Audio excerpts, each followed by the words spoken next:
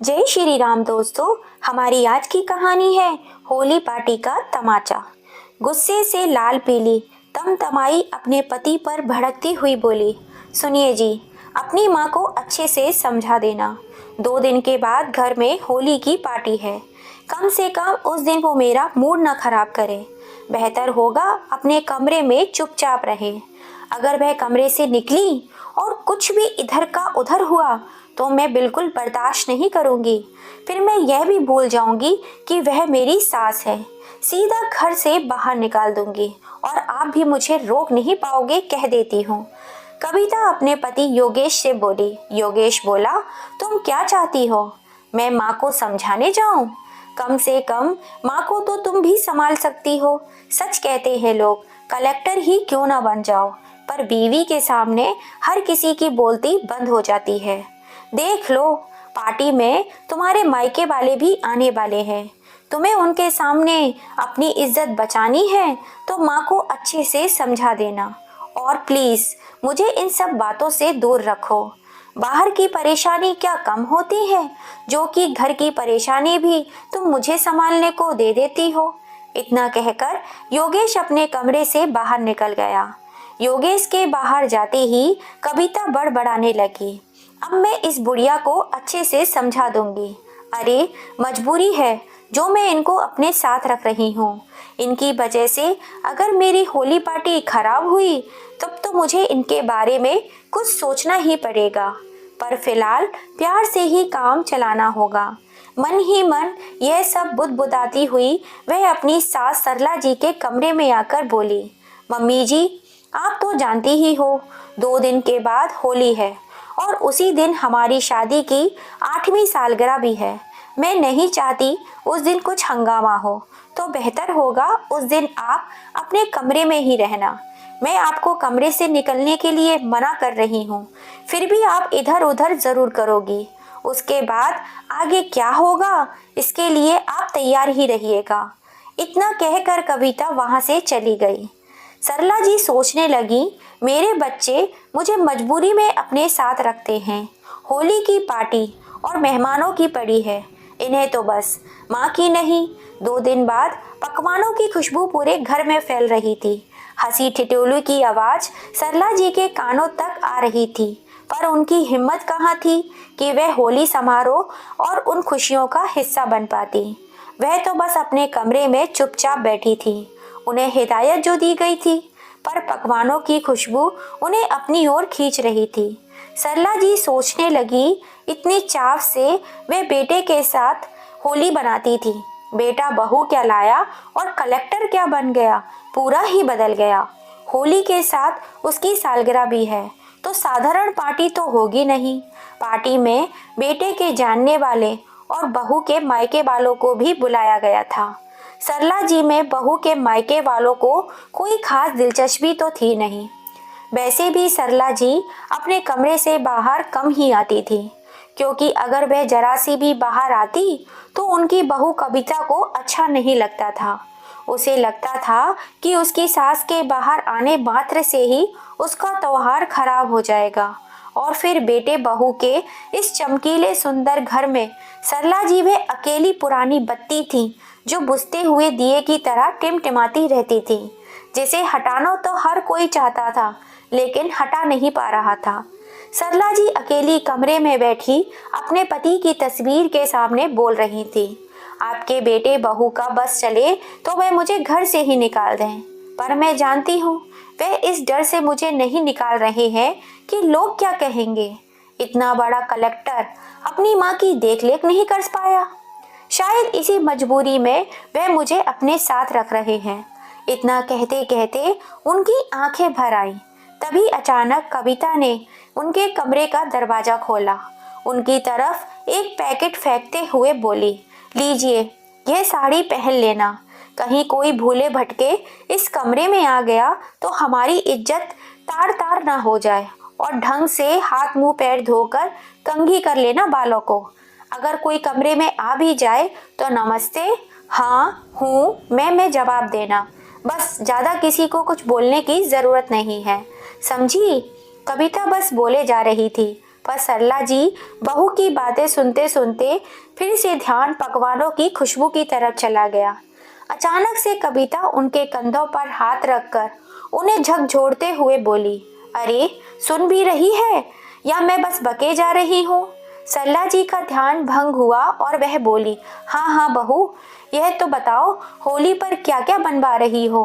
कविता बोली, हे भगवान, जब देखो तब बस खाने की बात। कुछ कहा मैंने आपसे, वह सुना या नहीं? होली की पूजा मैं कर लूंगी, आपको बाहर आने की कोई जरूरत नहीं है। अगर कोई आपके कमरे में आ जाए तो भी ज्यादा बात मत कीजिएगा। सरला जी ने हाँ में सर हिला दिया और बोली, बहू, सालगिरह की पार्टी तो छोड़ो, क्या होली की पूजा में भी मैं शामिल नहीं हो सकती? कविता बोली, नहीं, बिल्कुल नहीं। सरला जी बोली, बहू, बहुत भूख लगी है, कुछ खाने को ही दे दो, सुबह से सिर्फ 2 बिस्किट और चाय ली है। कविता सरला जी को घूर कर देखने लगी, मानो उन्होंने क्या मांग लिया हो, और फिर वहां से चली गई। थोड़ी देर बाद काम वाली ममता वहां आई और खाने की थाली सरला जी को देते हुए बोली, लो बड़ी मालकिन, खाना खा लो। सरला जी ने आशा भरी नजरों से ममता की तरफ देखा। ममता बोली, बड़ी मालकिन, अभी तो पकवान बन रहे हैं, पूरी तरह से तैयार नहीं हुए हैं, इसलिए मैं सुबह का ये बचा हुआ खाना लेकर आई हूँ, ताकि कुछ देर के लिए तो आपकी भूख शांत हो सके, और फिर बिना मालकिन के पूछे अगर मैं पकवान लाऊंगी तो आप जानती हैं कि मेरी नौकरी चली जाएगी। सरला जी सब समझ गई थी। उन्हें भूख इतनी जोरों से लगी थी कि वह खाने पर टूट पड़ी। उनको इस तरह खाना खाते देख ममता की आंखें भर आई। वह सोचने लगी, कोई कह सकता है भला यह कलेक्टर साहब की माँ है? वह कलेक्टर साहब जो इतनी इज्जत और पैसे कमा रहे हैं, इनसे तो हमारी किस्मत अच्छी है। बेटा और बहू मजदूरी करते हैं, मैं काम करती हूँ, लेकिन कम से कम रात का खाना सब एक साथ बैठकर तो खाते हैं। यहाँ तो कलेक्टर बेटा होली पर सबको मिठाई बांटता है और सालगिरह पर पार्टी पर उसकी माँ भूखी है। तभी ममता को कविता की आवाज सुनाई पड़ी तो वह बाहर जाने को हुई। तभी सरला जी बोली, ममता, एक रोटी से मेरी भूख नहीं मिटती, मुझे अभी भी भूख लग रही है। ममता बोली, बड़ी मालकिन, जैसे ही मुझे मौका मिलेगा मैं आपके लिए कुछ ले आऊंगी, अभी मैं जाती हूँ। इतना कहकर वह चली गई। सरला जी ने बहू के कहे अनुसार साड़ी निकाल कर देखी तो वह बहुत खुश हो गई और कहने लगी, बहू ने पहली बार होली पर मेरे लिए साड़ी खरीदी है, इसके साथ ब्लाउज और पेटीकोट दे देती तो अच्छा रहता। अभी के लिए मैं पुरानी साड़ी ही पहन लेती हूँ। थोड़ी देर बाद मेहमान बाहर इकट्ठे होने लगे और केक कट करने की तैयारी होने लगी।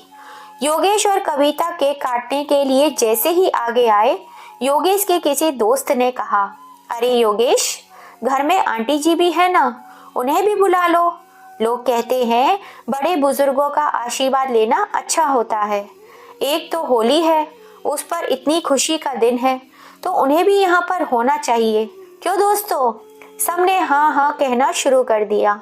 सबकी बात सुनकर योगेश ने कविता की ओर देखा तो कविता बात बनाते हुए बोली, अरे भैया, बात यह है कि मम्मी जी की तबीयत अब कुछ ठीक नहीं रहती और होली के दिन उनके किसी रिश्तेदार की मौत हो गई थी, इसलिए उन्होंने खुद मना कर दिया कि मुझे कोई परेशान न करना, वरना हमारा तो बड़ा मन था कि उन्हें हर बात में अपने साथ रखने का और उनके हाथों से केक कटवाने का।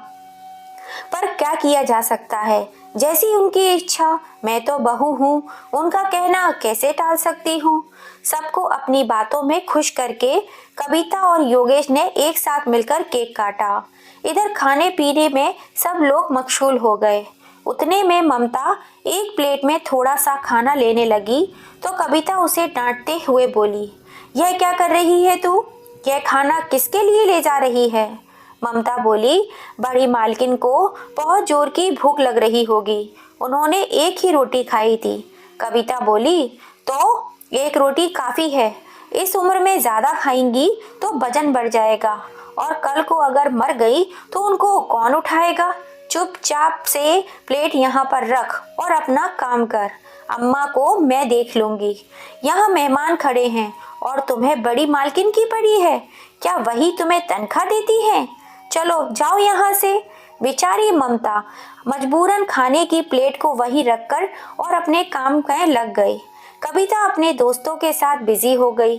देखते ही देखते रात के 10 बज गए, पर अभी तक सरला जी को खाना किसी ने नहीं दिया था। वे भूख से बिलबिला रही थी, लेकिन उनसे भूख अब बिल्कुल भी बर्दाश्त नहीं हो रही थी।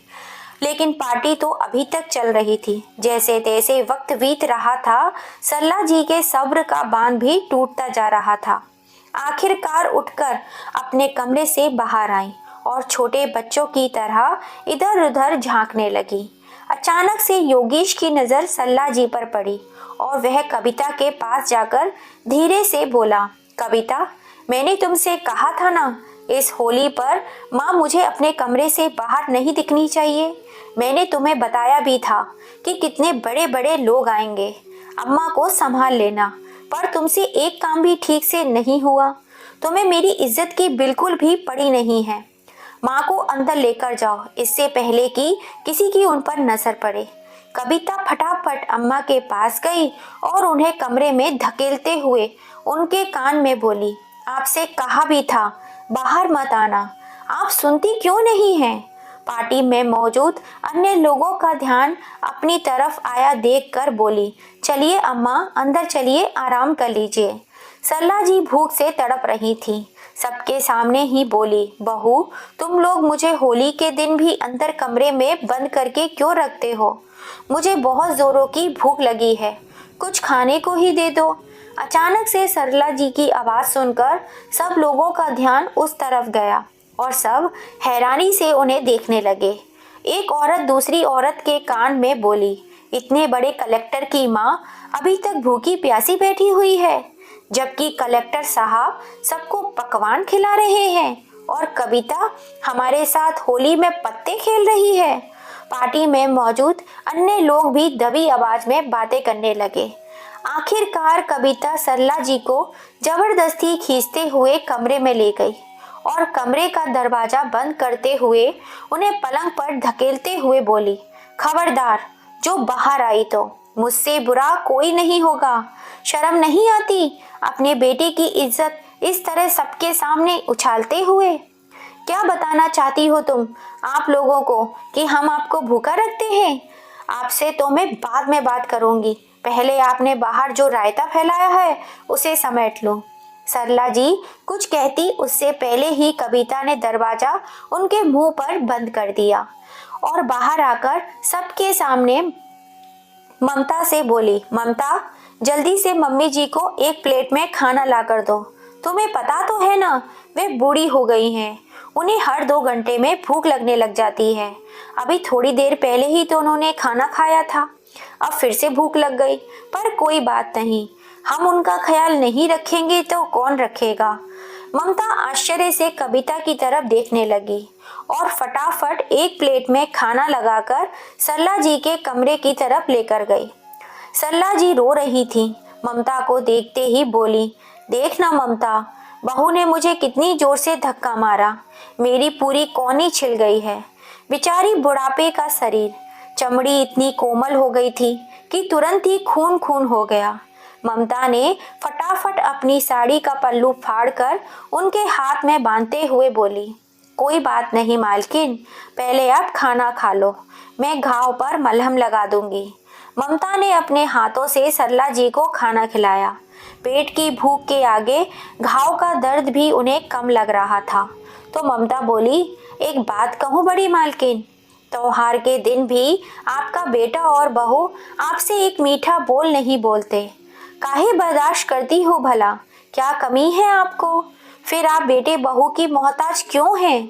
सरला जी बोली, ममता, गांव में मेरे पास जमीन जायदाद सब कुछ है, चाहूँ तो आज अपने लिए नौकर रख लूं, लेकिन परिवार का साथ तो चाहिए ही होता है। मैं अकेली क्या करूंगी गांव में? खेती बाड़ी से जो भी पैसा आता है वह भी बेटा और बहू रख लेते हैं। यह दोनों अच्छे से जानते हैं कि इनके अलावा मेरा कोई नहीं है। योगेश के बाबूजी भी मुझे जीवन जीने के लिए अकेला ही छोड़ गए थे। अब मैं बेटे बहू को छोड़कर भला कहाँ जाऊं। इतना कहते कहते वे रोने लगी। ममता बोली, अम्मा, आप पति के बगैर बेटे को पढ़ाकर कलेक्टर बना सकती हो और जमीन जायदाद नहीं संभाल सकती हो।